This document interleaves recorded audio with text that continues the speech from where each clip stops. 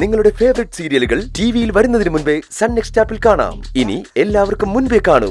ഇപ്പോൾ തന്നെ sun next app download ചെയ്ത് സബ്സ്ക്രൈബ് ചെയ്യൂ. ആ വക്കീലിനെ വിശ്വസിക്കാൻ പറ്റുമോ? അല്ല, ഈ നാട്ടിലെ മിക്ക വക്കീലന്മാരും ഗോപാൽജിയുടെ പോക്കറ്റിനുള്ളില്. അപ്പോ സ്വാഭാവികമായും അങ്ങനെ ഒരു സംശയം തോന്നാലോ. എന്റെ വക്കീലിനെ വിശ്വസിക്കാം. പക്ഷെ അയാള് പറഞ്ഞത് ഗിരിയേട്ടന് അടുത്ത കാലത്തൊന്നും പുറത്തിറങ്ങാൻ പറ്റില്ലെന്നാ. ഏയ്, അവൻ ഒരിക്കലും പുറത്തിറങ്ങാൻ പറ്റില്ല. ഡാഡി അവനെ അങ്ങനെ പൂട്ടിയിരിക്കുന്നത്. വളരെ ശരിയാ.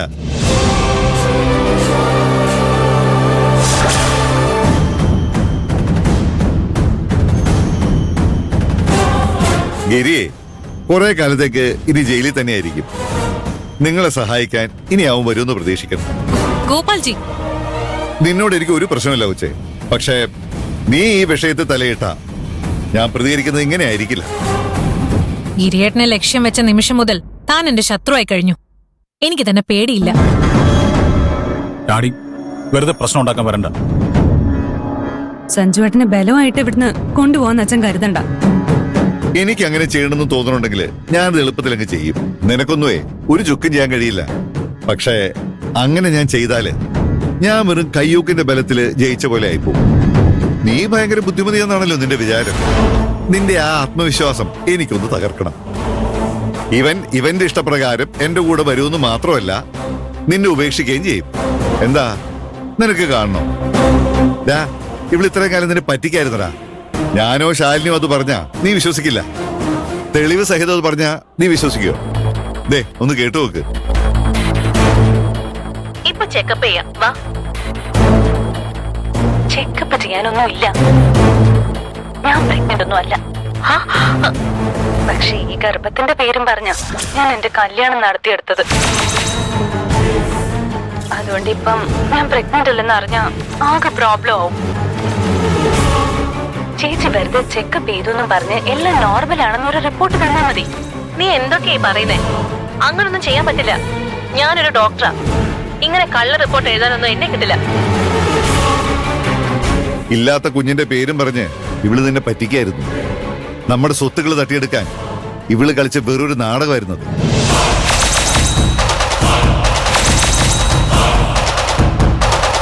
പക്ഷേ ദൈവം ഇവക്ക് അറിഞ്ഞുകൊണ്ട് ഒരു 8ന്റെ പണി കൊടുത്തു. കുഞ്ഞിന്റെ പേരിൽ നാടകം കളിച്ച ഇവക്ക് ഇനി ഒരിക്കലും ഒരു കുഞ്ഞ് ജനിക്കില്ല.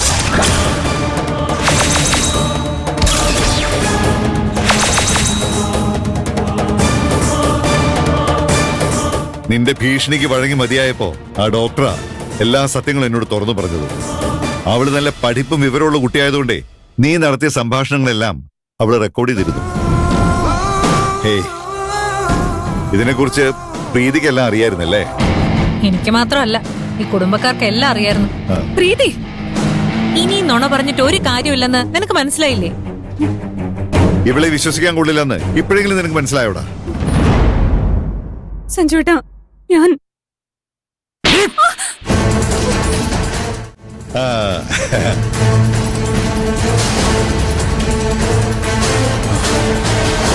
ഞാൻ കുറെ പെണ്ണുങ്ങളെ ചതിച്ചിട്ടുണ്ട്. ആദ്യമായിട്ടാ ഒരുത്തി എന്നെ ചതിക്കുന്നത്. നിനക്ക് വേണ്ടി ഞാൻ എന്റെ കുടുംബത്തെ എതിർത്തു. അപ്പോഴെല്ലാം എന്നെ മണ്ടനാക്കിയിട്ട് നീ ഉള്ളിന്റെ ഉള്ളിൽ സന്തോഷിക്കായിരുന്നു അല്ലേ? നിന്നെയൊക്കെ ആത്മാർത്ഥമായിട്ട് സ്നേഹിച്ചതാ ഞാൻ ചെയ്ത് തെറ്റ്. ഇനി നിനക്ക് എന്റെ ജീവിതത്തിൽ ഒരു സ്ഥാനമില്ല. സഞ്ജുവേട്ടാ, ഇനി എന്നെ അങ്ങനെ വിളിച്ചു പോരുത്. എന്നെ വഞ്ചിച്ചിട്ട് നിനക്ക് മനസമാനത്തോടെ ജീവിക്കാൻ പറ്റുമെന്ന് നീ കരുതണ്ട. പ്രീതി, ഇത് നിങ്ങൾ തമ്മിലുള്ള പ്രശ്നം.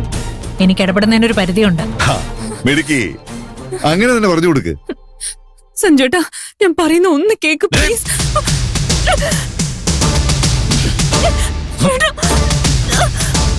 നിന്നെ ഞാൻ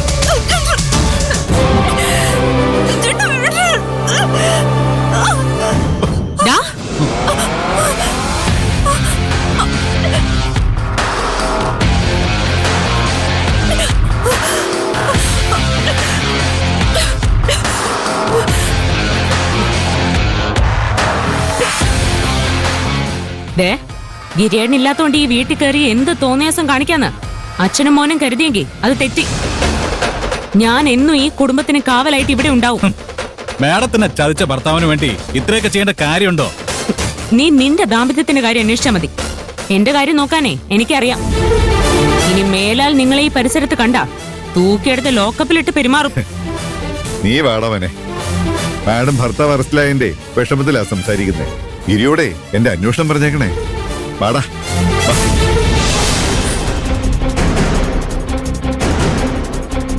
നീ ഓക്കെയാണോ? ഹോസ്പിറ്റലിൽ പോണോ? വേണ്ട. ഇവരുടെ ശല്യം ഇനി ഉണ്ടാവുകയാണെങ്കിൽ എന്നെ അറിയിച്ചാൽ മതി. ബാക്കി ഞാൻ നോക്കിക്കോളാം. പേടിക്കണ്ട. ഞാനന്ന് അമ്മയെ കണ്ടിട്ട് വരാം.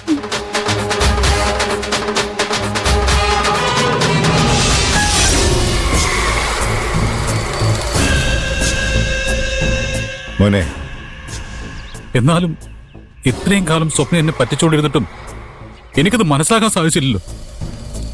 എനിക്കത് ആലോചിക്കുമ്പോ എന്നോട് തന്നെ പുച്ഛം തോന്നുക.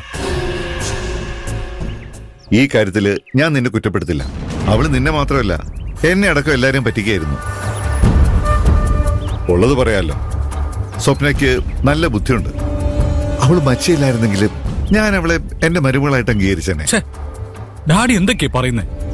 എന്താടാ, എന്റെ 2 മക്കളെക്കാളും കൂടുതൽ ബുദ്ധി അവക്കുണ്ട്.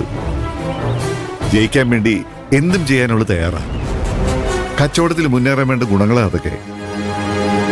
ഞാൻ നിങ്ങളെ എല്ലാവരും എതിർത്ത് അവളെ കല്യാണം കഴിച്ചത് അവള് നല്ല കച്ചവടക്കാരിയാണെന്ന് കരുതിയിട്ടല്ല.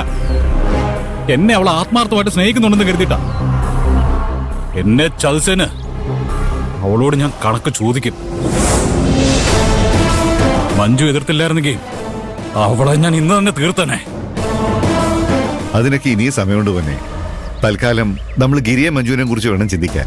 അവരില്ലെങ്കിൽ കൂടെ ഉള്ളവരെ ഒഴിവാക്കാൻ നമുക്ക് കൂടുതൽ സമയമൊന്നും വേണ്ട. നമ്മൾ ആദ്യം ഉറപ്പുവരുത്തേണ്ടത് മാധവനെ കൊന്ന കേസിൽ ഗിരി ശിക്ഷിക്കപ്പെടുക എന്നുള്ളതാണ്. ഇനി ജയിലിൽ പോകുന്ന ഏകദേശം ഉറപ്പായല്ലോ. എല്ലാ തെളിവുകളും അവനെതിരാണ്. അങ്ങനെ ഊഹക്കണക്ക് കൂട്ടിയിട്ടൊന്നും കാര്യമില്ല. എല്ലാ കാര്യങ്ങളും നമ്മൾ ഉദ്ദേശിച്ച പോലെ നടക്കണമെങ്കിൽ ഗിരി രക്ഷപ്പെടാനുള്ള എല്ലാ പഴുതുകളും അടയ്ക്കണം. അങ്ങനെ എന്ത് പഴുതാ ഉള്ളത്? ഗിരിയുടെ വീട്ടിൽ മാധവനെ കൊല്ലാൻ ഉപയോഗിച്ച ആയുധം കൊണ്ടിട്ടയാൾ കുറ്റസമ്മതം നടത്തിയ ഗിരി രക്ഷപ്പെടില്ല. അനിൽകുമാറിന് ഡാഡി കൃത്യമായിട്ട് കാശ് കൊടുത്തില്ലേ? പിന്നെ എന്തിനാണ് അയാൾ ഗിരിയെ സഹായിക്കുന്നത്? ഡാഡിയെ എതിർക്കാനുള്ള ധൈര്യം അയാൾക്കുണ്ടോ? അത് ചിലപ്പോ അയാൾക്കുണ്ടാവില്ല. പക്ഷേ അങ്ങനെ ഒരു ചതി ചെയ്യാൻ സാധ്യത ഉണ്ടെന്ന് അറിഞ്ഞിട്ടും അയാളെ നമ്മൾ വെറുതെ വിടുന്നത് ബുദ്ധിയാണോ? അല്ല. ആ,